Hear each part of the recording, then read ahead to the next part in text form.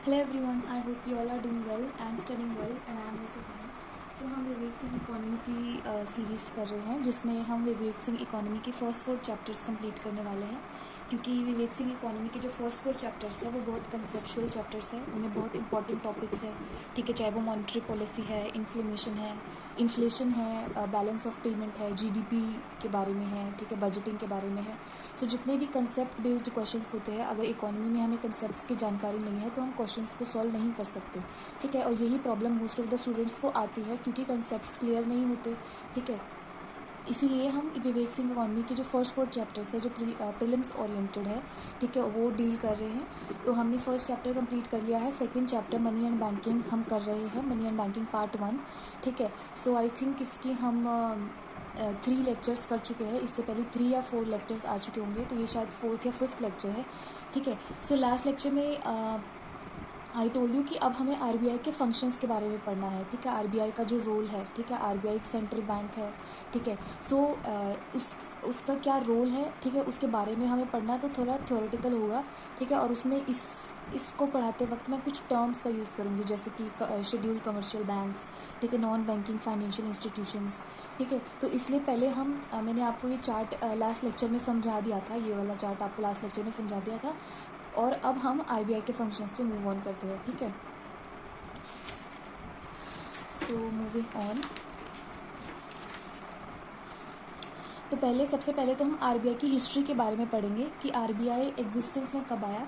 So basically RBI was set up on the basis of the recommendations of the Hilton's Young commission. ठीक है, तो ये जो one day exams होते हैं उनमें ऐसी जो चीज़ें हैं वो बहुत ज़्यादा पूछी जाती है। ठीक है, so RBI Act 1934 provides the statutory basis for the functioning of the bank.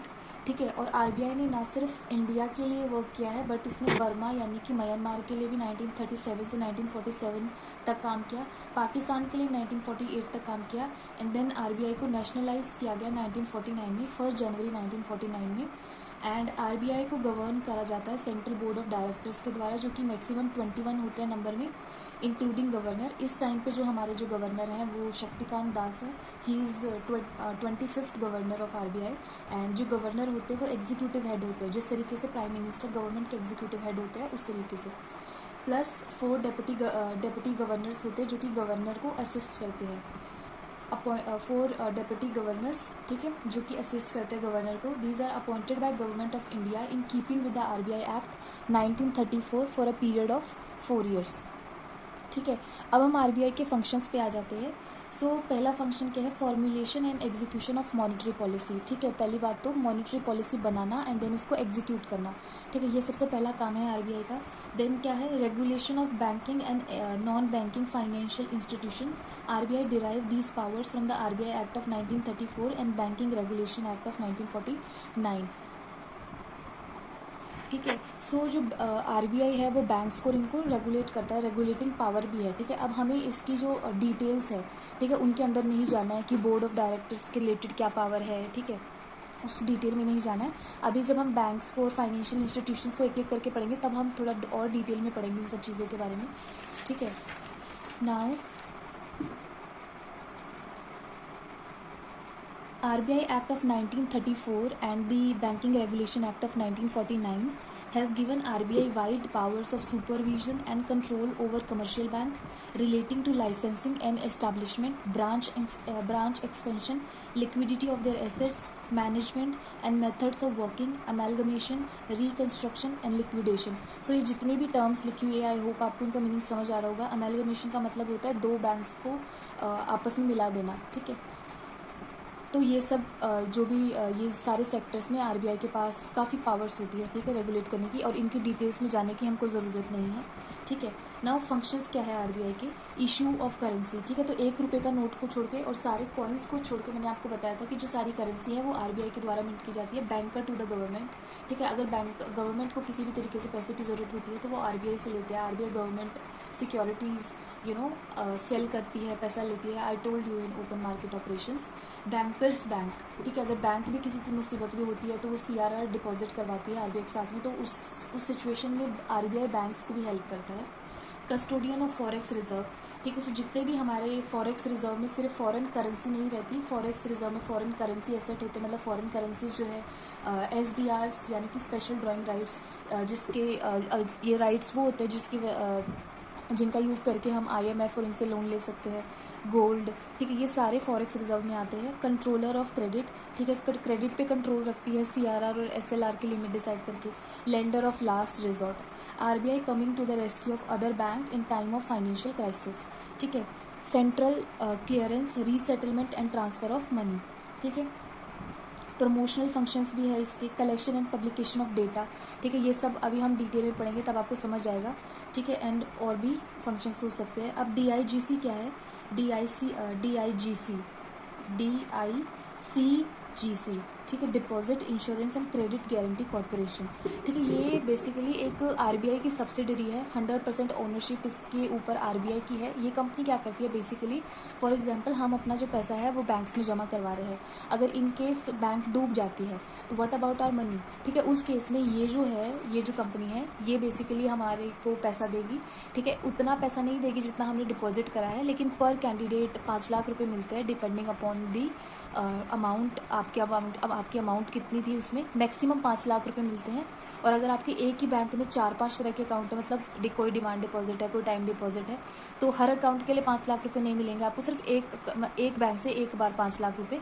लेकिन अगर काफ़ी अलग अलग बैंक्स में आपके अकाउंट है तो आपको हर बैंक से 5 लाख रुपए मिलेंगे, ठीक है, डिपेंडिंग अपॉन दी अमाउंट जो आपकी उसमें है। मैक्सिमम 5 लाख रुपीज़ मिलेंगे। तो इसके लिए जो बैंक्स है वो इस कंपनी को इंश्योरेंस देती है, ठीक है। तो fully own 100% subsidiary of RBI, protect the interest of small depositors in case of bank failure या बैंकरप्सी, ठीक है। मूविंग अहेड, ठीक है। अब ये तो कुछ एक टॉपिक्स है ना, ये थ्योरेटिकली आएंगे, ठीक है, थ्योरेटिकल आएंगे और इनको छोड़ भी नहीं सकते हम, ठीक है, ये करना ही है क्योंकि यू नेवर नो क्वेश्चन कब पूछ लिए जाए। Now RBI also provides ways and means advances, ठीक है, it is a temporary loan facility to the centre and UTs और state government to as a banker to government to meet temporary mismatches in the receipts and expenditure for 90 days, ठीक है। तो government क्या करती है basically, government पैसा collect करती है, जो भी हम इनकम टैक्स दे रहे हैं, जो भी हम टैक्स दे रहे हैं, टोल दे रहे हैं, जिस तरीके की भी गवर्नमेंट के पास पैसा जा रहा है वो है गवर्नमेंट की रिसीट, ठीक है। और अब गवर्नमेंट को खर्चा भी करना है, उसे बोलते हैं एक्सपेंडिचर, ठीक है। सो गवर्नमेंट की जो इनकम है उसे बोलते हैं रिसीट, और जो गवर्नमेंट का खर्चा है उसे बोलते हैं एक्सपेंडिचर, ठीक है। तो रिसीट और एक्सपेंडिचर में अगर इम्बैलेंस रहता है तो उस केस में RBI है ना वो टेम्पररी लोन देती है, किसको देती है, स्टेट गवर्नमेंट को, यूनियन टेरिटरीज की गवर्नमेंट को या फिर सेंट्रल गवर्नमेंट को, ठीक है, थोड़े टाइम पीरियड के लिए, ठीक है, लाइक फॉर 90 डेज़ के लिए देती है। और ये जो लोन पेपर है वेज एंड मीन्स एडवांसेस के तहत, ये जो पेपर्स है ये नॉन ट्रेडेबल है। हमने सिक्योरिटीज़ में क्या देखा था, जो गवर्नमेंट सिक्योरिटीज़ थी वो ट्रेडेबल थी, मतलब अगर आपके पास गवर्नमेंट सिक्योरिटीज़ है तो आप उनमें ट्रेड कर सकते हो, ठीक है, लेकिन ये क्या है, नॉन ट्रेडेबल है। So ways and means advances are not use to fund physical deficit. Physical deficit क्या होता है ये हम आगे पढ़ेंगे, ठीक है। फिजिकल डेफिसिट बेसिकली वही है, डेफिसिट ही है कि आपका एक्सपेंडिचर ज़्यादा है, बट ठीक है, स्पेसिफिकली क्या होता है ये हम इसी चैप्टर में आगे पढ़ेंगे, ठीक है। So ways and means advances, ऐसा नहीं है कि जो गवर्नमेंट है वो बार बार फिजिकल डेफिसिट कंट्रोल नहीं कर पा रही है, फिजिकल डेफिसिट हो रहा है एंड वो लोन लिए जा रही है, उसके लिए नहीं दिया जाता ये, ठीक है। Interest rate currently at repo rate पे दिया जाता है गवर्नमेंट से उनको। अब बैंक रन की सिचुएशन क्या होती है, देखो बैंक इस आइडिया पे फंक्शन करती है कि जो सारे डिपॉजिटर्स हैं वो एक टाइम पे पैसा नहीं निकलवाने आएंगे, ठीक है, इस बिलीफ पे बैंक्स फंक्शन करती है, इसलिए वो थोड़ा सा पैसा अपने पास रख लेती है और बाकी सारा पैसा है जो वो लेंड कर देती है। लेंड करने पे उसको इंटरेस्ट मिलता है, वो इंटरेस्ट उसके लिए क्या रहता है, देखो कुछ पैसा तो उसमें से ऑफकोर्स वो आपका पैसा बैंक्स में रख रही है तो कुछ पैसा तो उन सर्विस चार्जेस में लग जाएगा, और बैंक का ये सारा काम करने के लिए वो एम्प्लॉय रख रही है तो उनको इनकम दे रही है, वो सब कट कटा के जो नेट इनकम आ रही है वो बैंक की इनकम हो गई, ठीक है। नाउ बैंक रन क्या कर रही है, बैंक रन में क्या होता है, ये तो मैंने आपको वैसे जनरल चीज़ बताई। बैंक रन में क्या होता है, जैसे कि जब नोटबंदी हुई थी, डीमोनेटाइजेशन हुआ था, उस टाइम पे सब लोग, ठीक है, जिनके पास भी पुराने नोट थे वो सारे नए नोट अपने एक्सचेंज करवाने जा रहे थे, क्योंकि सबको ऐसा हो रहा था कि पता नहीं पैसे मिलेंगे नहीं मिलेंगे, स्पेशली जो शहर के इलाके हैं, बिकॉज गाँव में ऐसा है कि कुछ दिन अगर आप बाज़ार से सामान नहीं भी लेके आ रहे तो सब कुछ आपके पास अवेलेबल है, ठीक है, यू हैव, आपके पास अपना अनाज है, सब्जी, आप अपना काम चला लोगे। बट शहर के लोग जो जिनके जिनको हर चीज़ पैसे में खरीदनी पड़ रही है, ठीक है, उनका पैसे के बिना काम नहीं चल सकता। तो हर कोई क्या कर रहा था, बैंक्स में जा रहा था। बैंक्स के बाहर इतनी बड़ी बड़ी लाइन्स लगी रही थी, बैंक्स का पैसा ख़त्म हो ही जा रहा था, और इससे क्या हो रहा था कि लोग और ज़्यादा हाइपर हो रहे थे। लोगों को और लग रहा था कि पैसे कहीं ख़त्म ना हो जाए, तो और ज़्यादा लोग जा रहे थे और ज़्यादा डिफ़ॉल्ट के केस बढ़ रहे थे, ठीक है। बट वो तो डिफ़ॉल्ट नहीं हुआ, बैंक की तरफ से डिफ़ॉल्ट नहीं हुआ, क्योंकि वो नोटबंदी तो कुछ सरकार की वजह से हुई ना। बैंक रन में क्या होता है बेसिकली कि when everybody wants to take money out of one's bank account before the bank run out of reserve, ठीक है। सो लोगों को ऐसा लगता है कि इससे पहले कि बैंक के रिजर्व खत्म हुए हम अपना पैसा जल्दी से जल्दी निकाल लेते हैं, ठीक है। इससे क्या होती है, पैनिक सिचुएशन क्रिएट हो जाती है and ultimately lead to default. ऐसे सिचुएशन में RBI stand by commercial bank as a guarantor and extend loan to ensure the solvency of the bank. ऐसे सिचुएशन में जो आरबीआई है वो बैंक्स को लोन देती है to ensure solvency of the bank, ठीक है। सॉल्वेंसी क्या होती है, ability to meet financial obligation. जब मैं आपको पॉलिटी करवा रही थी वहाँ पे मैं आपको मेंबर ऑफ पार्लियामेंट के डिसक्वालिफिकेशन के बारे में बताती हूँ। उसमें फर्स्ट पॉइंट ये अनडिस्चार्ज्ड इंसॉल्वेंट था, कि कोई व्यक्ति अगर दिवालिया हो जाए, वो इंसॉल्वेंट था, ये सॉल्वेंट है। Solvent is the ability to meet your financial obligations. Insolvent is मतलब आप दिवालिया हो गए हो, पैसा नहीं है आपके पास में और आपने लोगों का पैसा खा रखा है, देने के लिए आपके पास पैसा नहीं है, ठीक है। Now oversight of payment and settlement system. देखो पहले तो हमारे पास पेमेंट करने के लिए क्या था, सिर्फ पैसे थे। आज सबके पास गूगल पे है, पेटीएम है, ठीक है, फ़ोन पे है। तो ये सब क्या है, बेसिकली ये पेमेंट सिस्टम है। बट ऐसा नहीं है कि आप कोई भी सॉफ्टवेयर डेवलप कर रहे हो, कोई भी ऐप डेवलप कर रहे हो और खुद से आप उस चीज़ को इनिशिएट कर रहे हो, लोग उसको यूज़ करने लग जाएंगे, ठीक है। पहले आरबीआई ऑथराइज़ करती है किसी भी चीज़ को, तब जाके वो पेमेंट सिस्टम बनता है। उसी चीज़ के बारे में है। मैं ये पहले ये इसलिए बता देती हूँ कि आप सिर्फ ये पेमेंट एंड सेटलमेंट सिस्टम समझ इसको सुन के ही, मतलब क्योंकि मैं खुद भी मोस्टली स्टूडेंट ये टर्म सुन के ही घबरा जाते हैं, ठीक है। तो ये एक स्टोरी में इसलिए बता देती हूँ क्योंकि ये तो चीज़ें हैं जो हम डेली लाइफ में यूज़ कर रहे हैं, ठीक है। तो इनसे कुछ भी ऐसे डरने वाली बात नहीं है, ठीक है। सो payment and settlement system act 2007 regulates and supervise the payment systems in India and designate RBI as the authority of that purpose. Section 4 of the Payment and Settlement System Act 2007 वो क्या बोलता है कि no person other than the Reserve Bank can operate or commence a payment system unless authorized by the Reserve Bank।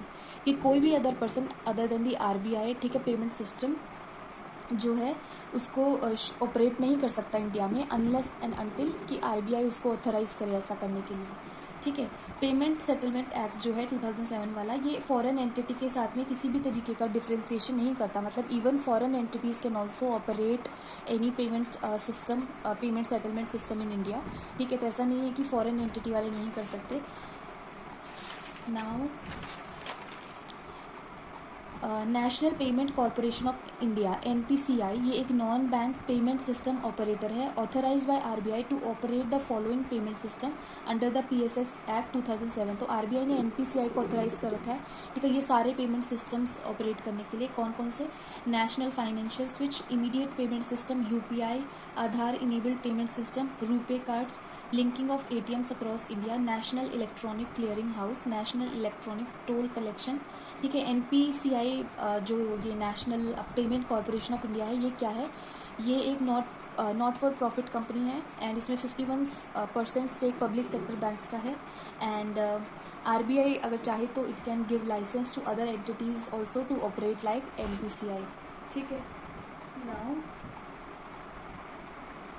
Moving ahead to yes, ठीक है। तो हम basically, I hope you are with me and आपको समझ आ रहा है कि हम कर क्या रहे हैं, ठीक है। हम कर क्या रहे हैं, हम आरबीआई के फंक्शंस कर रहे हैं, ठीक है। हमने शुरुआत करी थी आरबीआई के फंक्शन से, ठीक है, जिसमें हमने वेज एंड मीन्स एडवांसेस की बात करी, पेमेंट सेटलमेंट की बात करी। अब हम आ जाते हैं आरबीआई के डेवलपमेंटल रोल पे, ठीक है। आरबीआई का डेवलपमेंट में कितना रोल है, ठीक है। नाउ डेवलपमेंट रोल में कुछ चीज़ें बहुत ज़्यादा इंपॉर्टेंट है, जैसे कि priority sector landing. Priority sector landing बहुत इंपॉर्टेंट है, ठीक है। प्रायोरिटी सेक्टर जैसा कि इसका नाम है, ठीक है, वैसा सही ये कुछ आइडिया है। प्रायोरिटी सेक्टर लैंडिंग का मतलब क्या है, दो sector of the economy which may not gate timely and adequate credit in the absence of the special scheme, ठीक है। ऐसे सेक्टर्स हमारी इकोनॉमी के जिनको क्रेडिट नहीं मिल पाता, मतलब जो इनफॉर्मल सेक्टर है, जो रिमोट एरियाज़ के हैं, रूरल एरियाज़ के लोग हैं, ठीक है, उन सेक्टर्स को जिनको क्रेडिट नहीं मिल पाता, उनके लिए ये स्कीम बनाई गई है basically. So these are small value loans to those sectors of the society, ठीक है, सोसाइटी या economy that impact large segment of population and weaker section, ठीक है। तो इसमें ऐसे ऐसे सेक्टर्स जिनमें पॉपुलेशन तो बहुत ज़्यादा इन्वॉल्व है, ठीक है, और लेकिन वो वीकर सेक्शंस है जिनको क्रेडिट नहीं मिल पाता, उनको लोन्स दिए जाएंगे, स्मॉल वैल्यू लोन्स दिए जाएंगे, ठीक है। वो प्रायोरिटी सेक्टर्स कौन से हैं, इसके लिए आप ये ट्रिक से लर्न कर सकते हो। देखो ये जो है ये प्रायोरिटी सेक्टर लेंडिंग है, ठीक है। ये सिर्फ किसको मिल रही है, वीकर सेक्शन को, सिर्फ गरीबों को मिल रही है, अमीर्स के लिए यहाँ पे कोई भी होप नहीं है, ठीक है। सो अमीर्स हाउ, ठीक है। तो कोई एक अमीर व्यक्ति है, वो पूछ रहा है कि अमीर्स को कैसे मिलेगा ये लोन, ठीक है। हाउ अमीर्स would get such kind of loans, ठीक है। तो हम क्या बोल रहे हैं कि नहीं, अमीरों के लिए ये लोन्स नहीं है, ठीक है, ये सिर्फ वीकर सेक्शन के लिए है। तो अमीर्स हाउ, ए से एग्रीकल्चर, एम से medium micro small and medium enterprises, E से एक्सपोर्ट, ई से एजुकेशन, आर से रिन्यूएबल एनर्जी, एस से सोशल इंफ्रास्ट्रक्चर, हाउ से एच से हाउसिंग, ओ से अदर्स एंड डब्ल्यू से वीकर सेक्शन, ठीक है। प्रायोरिटी सेक्टर लेंडिंग के तहत जो कमर्शियल बैंक्स हैं इंक्लूडिंग फॉरेन बैंक्स, उनको लोन्स का 40% प्रायोरिटी सेक्टर लेंडिंग में देना होता है। आरआरबीज़ होती है रूरल रीजनल बैंक्स, ये सारे टाइप ऑफ बैंक्स को, ये small finance bank, payment bank, urban cooperative, ये सब को हम 1 by 1 आगे जब हम फाइनेंशियल इंस्टीट्यूशंस के बारे में इसी चैप्टर में करेंगे तो 1 by 1 हम डिस्कस करेंगे इन सबको, ठीक है। स्मॉल फाइनेंस बैंक्स को 75%, पेमेंट बैंक्स को नहीं देना होता, ठीक है, वो प्रायोरिटी सेक्टर लेंडिंग में ऑपरेट नहीं करती। अर्बन प्राइमरी कोऑपरेटिव बैंक्स को 40% एंड रूरल कोऑपरेटिव बैंक्स के लिए अभी कोई गाइडलाइन जारी नहीं की गई है, ठीक है।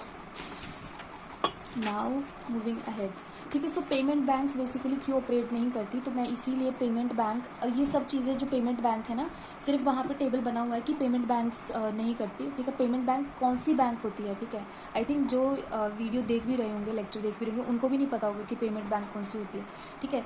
तो ये स्पेशली मैंने ये सब चीज़ें मैं इसीलिए ऐड ऑन करती हूँ ताकि जो समझने वाला या सुनने वाला बच्चा है उसको समझ आए, ठीक है, वो डरे नहीं इन सब चीज़ों से कि ये कौन कौन सी एंटिटीज़ है, इनके बारे में तो सुना ही नहीं है, और आधी चीज़ें रटे नहीं, ठीक है। दैट्स वाई, ठीक है, इस चैप्टर में बहुत सारी ऐसी चीज़ें हैं जहाँ पे सिर्फ एग्जांपल दिए हुए हैं, जैसे कि चिट फंड कंपनीज़, निधि कंपनीज़, ठीक है, वेंचर कंपनीज़, ठीक है, और उनको एक्सप्लेन नहीं किया हुआ कि निधि कंपनीज़ कैसी कंपनीज़ है, चिट फंड कंपनीज़ कौन सी कंपनीज़ होती है, ठीक है। बट मैंने उनको ढूंढ के और, ठीक है, मैंने उनको एक्सप्लेन किया है आगे जब मैं फाइनेंशियल इंस्टीट्यूशंस कराऊंगी, ठीक है।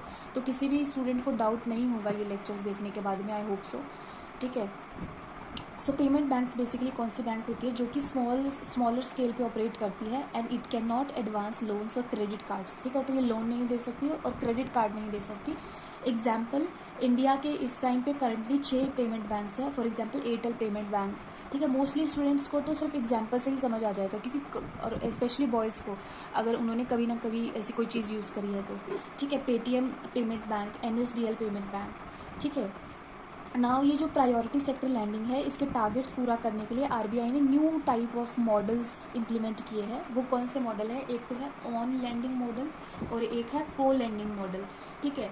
सो ऑन लैंडिंग मॉडल कौन सा मॉडल है, इसमें क्या होता है कि in this bank give funds to the NBFCs यानी कि non banking financial companies, and non banking financial companies deliver the loans to the ultimate weaker section beneficiary, also known as priority sector on lending programme by NBFCs, ठीक है। तो banks क्या करती है कि उनको जो प्रायोरिटी सेक्टर में पैसा देना है वो खुद देने की बजाय NBFCs को देती है, और NBFCs फिर आगे उनको वीकर सेक्शन तक पहुँचा देते हैं, ठीक है। को लैंडिंग मॉडल में क्या है कि बैंक्स और NBFCs दोनों मिलकर काम कर रहे हैं, दोनों साथ में मिलकर काम कर रहे हैं। So this co lending model was introduce in November 2020 by the RBI for priority sector lending. इसमें क्या होता है कि दोनों बैंक्स मतलब बैंक और NBFCs दोनों रिस्क शेयर कर रही है। को लैंडिंग मतलब दोनों मिलकर काम कर रही है, मतलब 80-20 का रेशियो में वो रिस्क शेयर करती है।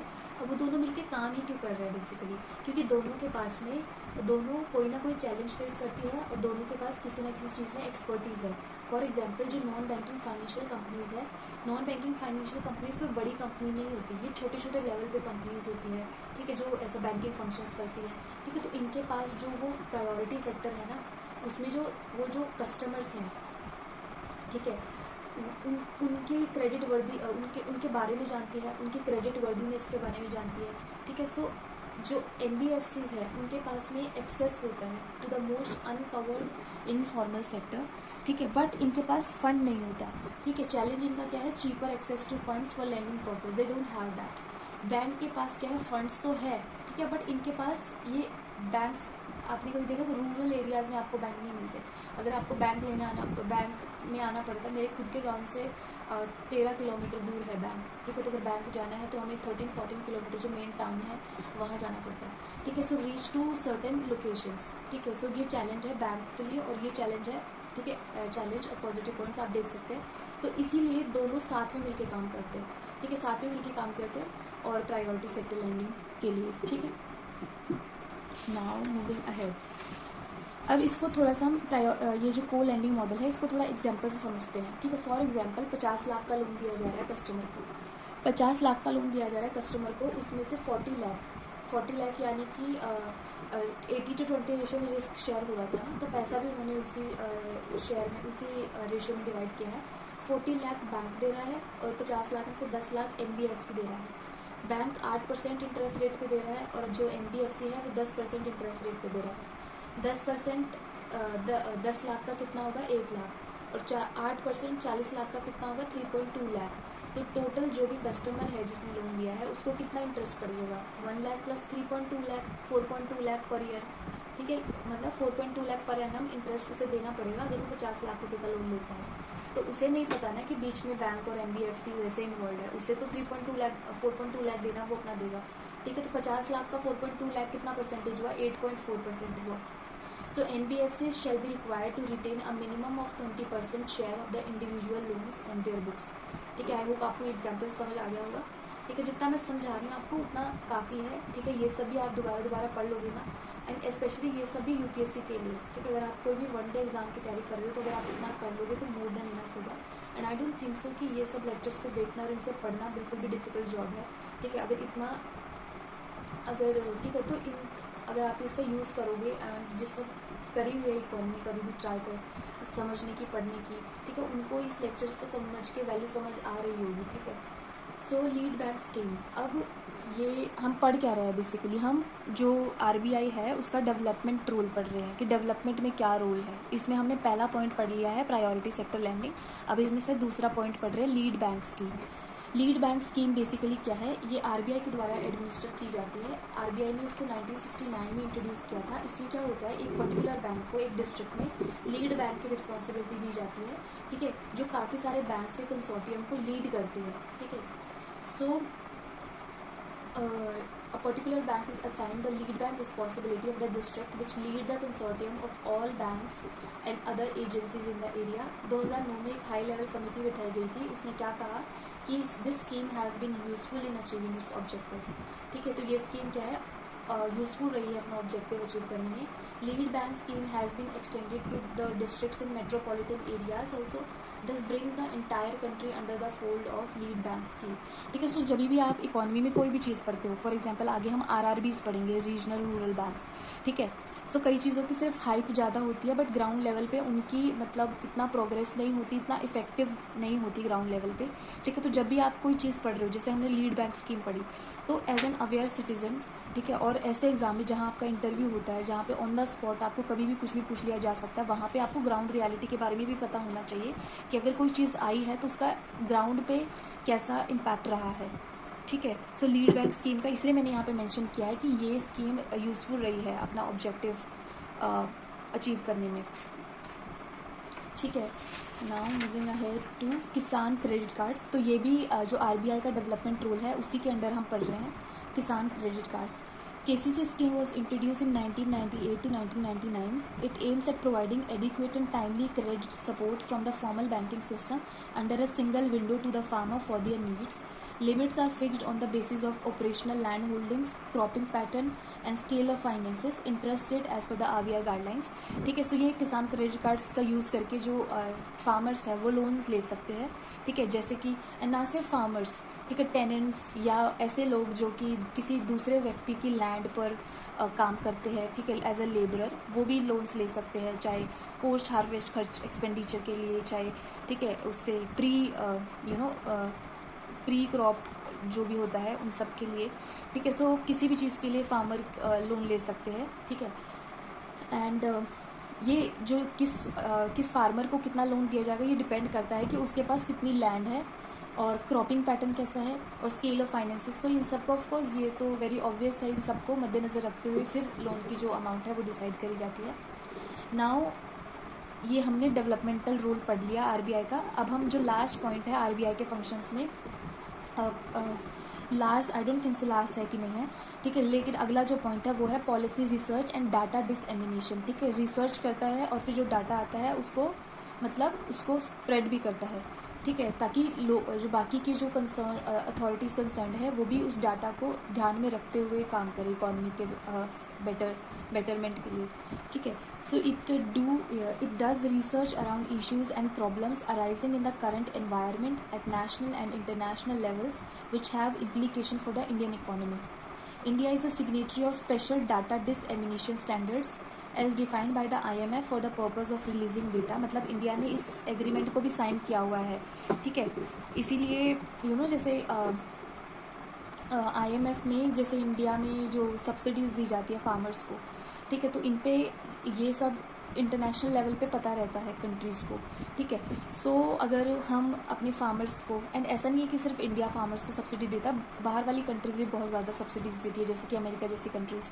तो उससे क्या होता है कि ग्लोबल लेवल पे जब प्रोडक्ट्स आते हैं तो मतलब ऐसा कहा जाता है कि फिर वो मतलब एक तरीके से मतलब डिस्क्रिमिनेशन होता है, ठीक है। सो वो IMF में और ऐसे प्लेटफॉर्म्स पे ये जो सब्सिडीज़ है, ठीक है, अप टू एक लिमिट से ज़्यादा ये देने से फॉरबिड किया जाता है, ठीक है। सो ये सारा डेटा एक्चुअली पहुंच कैसे रहा है, बिकॉज इंडिया बहुत सारे जो इंटरनेशनल लेवल पे जो ऑर्गेनाइजेशंस है उनका पार्ट है और वहाँ पे एग्रीमेंट्स हैं इंडिया ने साइन करे हुए हैं, तो ये सब डेटा जो है वो रिलीज़ करना पड़ता है, ठीक है।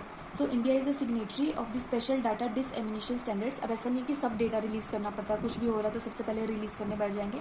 I am just giving you a brief background कि ऐसा भी होता है, ठीक है। So as defined by the IMF for the purpose of releasing data, so RBI is under legal obligation to publish 2 reports every year। तो legally bind है RBI की 2 रिपोर्ट। कौन कौन सी 2 रिपोर्ट उसको पब्लिश करनी है हर साल?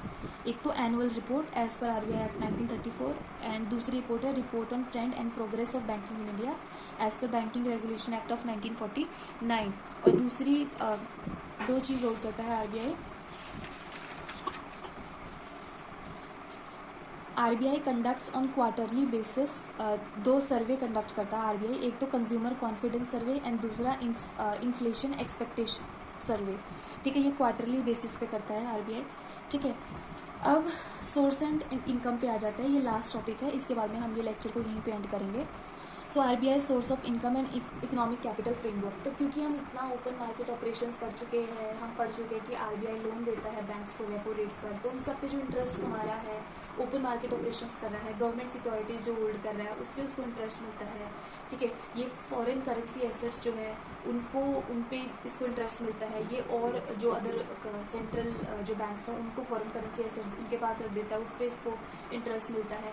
एंड क्योंकि ये एक एडवाइज़र भी है, इकोनॉमिक एडवाइज़र सेंट्रल गवर्नमेंट के लिए, स्टेट गवर्नमेंट के लिए, तो उसका भी कमीशन मिलता है। सो ये सब हम ऑलरेडी पढ़ चुके हैं, आपको फंक्शंस के ऑलरेडी पता है क्योंकि हम ये ऑलरेडी पढ़ चुके हैं, बट थोड़ा सा सब चीज़ों को कंसाइज करते हैं। तो जो फॉरेन करेंसी एसेट्स होता है, ठीक है, वो 90% है फॉरेक्स रिजर्व्स का। फॉरेक्स रिजर्व्स में मैंने आपको बताया SDRs भी आते हैं, गोल्ड भी आता है, फॉरेन करेंसी एसेट भी आता है, बट 90% फॉरेन करेंसी एसेट होता है। RBI क्या करता है, इस पर इंटरेस्ट अर्न करता है। ऑल्सो ये सम FCA को अदर सेंट्रल बैंक्स के पास भी डिपॉजिट करता है, फिर उस पर इंटरेस्ट मिलता है।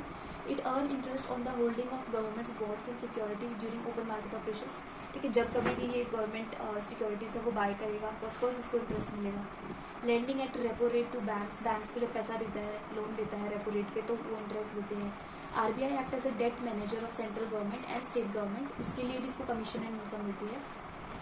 सिग्न्योरेज मतलब profit made by issuing currency, मतलब सिर्फ करेंसी बनाने मात्र से इसकी इनकम होती है। फॉर एग्जांपल इसने 5 रुपये का सिक्का बनाया, ठीक है, कोई भी करेंसी बनाई, ठीक है, या 100 रुपये का नोट बनाया, 100 रुपये के नोट की वैल्यू है 100 रुपये, बट वो जो कागज़ इसने बनाने में यूज़ किया है उसकी एक्चुअल वैल्यू तो 100 रुपये नहीं है, तो इससे भी उसको प्रॉफिट हुआ, ठीक है, क्योंकि इसका वो नोट 100 रुपये का जाएगा, ठीक है, लेकिन इनका जो है बनाने में उतना पैसा नहीं लगा 100 रुपये का, ठीक है। और ये सिग्नोरेज के बारे में मैं आपको चैप्टर की स्टार्टिंग में भी बता चुकी हूँ, ठीक है। इन्फ्लेशन होता है तो RBI की लायबिलिटी कम होती है, तो उससे भी RBI का प्रॉफिट हो रहा है, ठीक है। सो ये सब क्या है, सोर्सेज ऑफ इनकम है। अब हम इकोनॉमिक कैपिटल के बारे में पढ़ते हैं। इकोनॉमिक कैपिटल क्या होती है? तो बेसिकली जैसे कोई भी बैंक है, बैंक से लोग पैसा लोन ले लें, तो हर किसी की जो क्रेडिट वर्दीनेस है, ठीक है, ऑफकोर्स देयर आर पैरामीटर्स जो चेक करके बैंक्स लोन देती है, ठीक है, but in case of default, ठीक है, डिफ़ॉल्ट के केस में क्या होता है, तो कुछ जो केसेस है, सो जो सारे फाइनेंशियल इंस्टीट्यूशंस हैं वो अपने रिस्की एसेट्स को बेसिकली कैलकुलेट करके रखते हैं। सो इकोनॉमिक कैपिटल क्या है? It is measure of risk in term of capital. It is the capital that a company needs to ensure that it stays solvent. Given its risk profile, economic capital is calculated internally by the company. ठीक है, तो हर एक जो company है उसको अपना risk profile देख के ये कुछ ना कुछ एज अ बफर, कुछ पैसा एज अ बफर अपने पास रखती है कि इन केस ऑफ रिस्क की सिचुएशन वो उसको यूज़ कर सके। यही है इकोनॉमिक कैपिटल का कॉन्सेप्ट। ठीक है, सो यस, थोड़ा सा और रह गया, इस टॉपिक को कंप्लीट करते हैं। So as per RBI act of 1934 section 47, ये इकोनॉमिक कैपिटल फ्रेमवर्क के बेसिकली 2 ऑब्जेक्टिव है। क्या ऑब्जेक्टिव है वो 2? ठीक है, तो क्योंकि RBI एक मैक्रो इकोनॉमिक इंस्टीट्यूशन है, RBI as a macro economic institution has the responsibility to fight any crisis in the financial system. So RBI के पास एडुकेट फंड्स होने चाहिए। दूसरा, नेट जो इनकम है RBI की, नेट इनकम आती है, ठीक है, उसमें से कुछ पैसा RBI को एज अ बफर रखने के बाद में जो बचा हुआ पैसा है वो गवर्नमेंट ऑफ इंडिया को ट्रांसफ़र कर देना चाहिए, क्योंकि RBI क्या है, 100% सब्सिडरी है गवर्नमेंट ऑफ इंडिया की। 2019 में बीमल जालान कमेटी ने क्या बोला, अपनी 2 रिकमेंडेशंस दी। क्या रिकमेंडेशंस दी? कि RBI शुड मेंटेन 5.5 से 6.5% जो पैसा अपने बैलेंस शीट का वो अपने पास में as a contingency risk buffer के फॉर्म में रख लेना चाहिए। एंड जो RBI है एंड गवर्नमेंट है उनको हार्मनी में काम करना चाहिए। ठीक है, so there always needs to be harmony in the objectives of the government and the RBI। So that's it. इसके बाद में भी इस चैप्टर में बहुत सारे इंपॉर्टेंट टॉपिक्स हैं। अभी हम फाइनेंशियल इंस्टीट्यूशंस के बारे में पढ़ेंगे जो नेक्स्ट हमारा टॉपिक होने वाला है। इस लेक्चर में इतना ही। ठीक है, अगर आपको ये लेक्चर पसंद आया तो अपना फीडबैक है वो मुझे कमेंट सेक्शन में ज़रूर देना, और अगर आपको ये लेक्चर्स पसंद आते हैं तो अपने फ्रेंड्स के साथ में शेयर करना, ताकि ये जो लेक्चर्स है ये और बच्चों के पास में पहुँचे, मुझे भी मोटिवेशन मिले और अच्छा लगे कि स्टूडेंट्स देख रहे हैं। And yes, thank you so much for watching, and yes, thank you.